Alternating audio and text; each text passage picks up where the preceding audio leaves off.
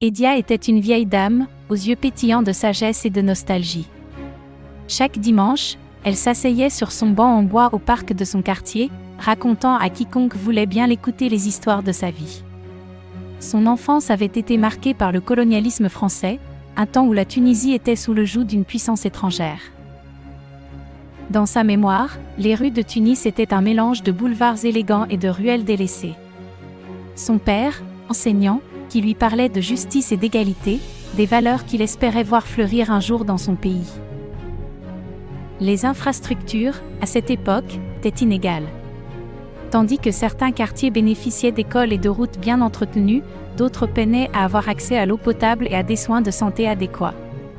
La Tunisie, qui est riche en ressources, était exploitée pour nourrir la France. Les oliviers, les agrumes et les blés, cultivés sur des terres autrefois familiales, étaient exportés, enrichissant une poignée de colons. Puis vint l'indépendance, Edia, jeune femme pleine de rêves, s'engagea dans les luttes pour un avenir meilleur. Les premières années après l'indépendance apportèrent des changements significatifs. Des infrastructures furent développées, des écoles et des hôpitaux furent construits. Cependant, malheureusement, de nombreux défis demeuraient. L'infrastructure n'était pas encore à la hauteur des attentes.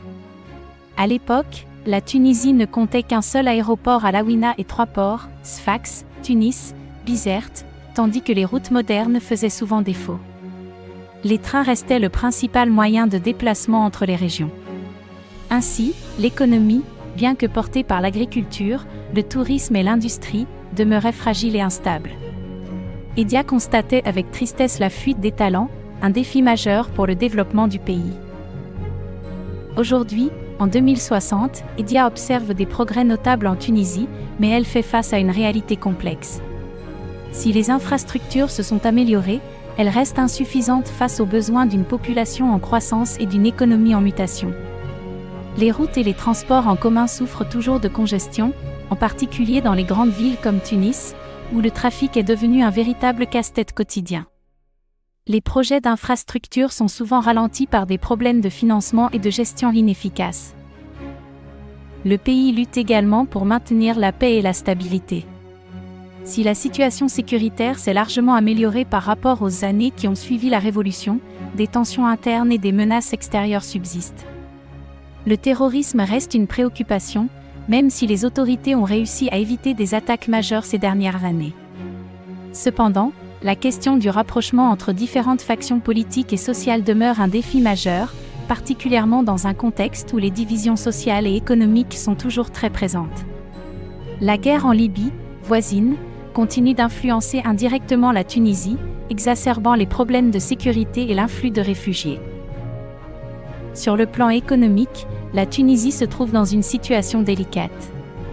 L'économie est fragilisée par des dettes élevées, un chômage endémique, notamment chez les jeunes diplômés, et une inflation galopante qui touche particulièrement les produits de première nécessité. Le dinar tunisien, qui subit des fluctuations importantes, témoigne de l'instabilité financière qui pèse sur le quotidien des citoyens. Malgré les efforts de diversification économique, le pays reste largement dépendant des secteurs traditionnels comme l'agriculture et le tourisme.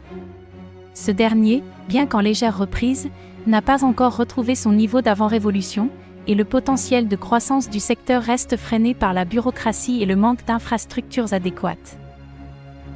Dans un avenir proche, les petits-enfants d'Edia vivront une Tunisie renaissante, portée par le souffle de l'innovation. Des robots répareront les routes, tandis que des drones vigilants veilleront sur les cieux, protégeant les citoyens des ombres du passé. La paperasse s'effacera, laissant place à une digitalisation fluide et lumineuse.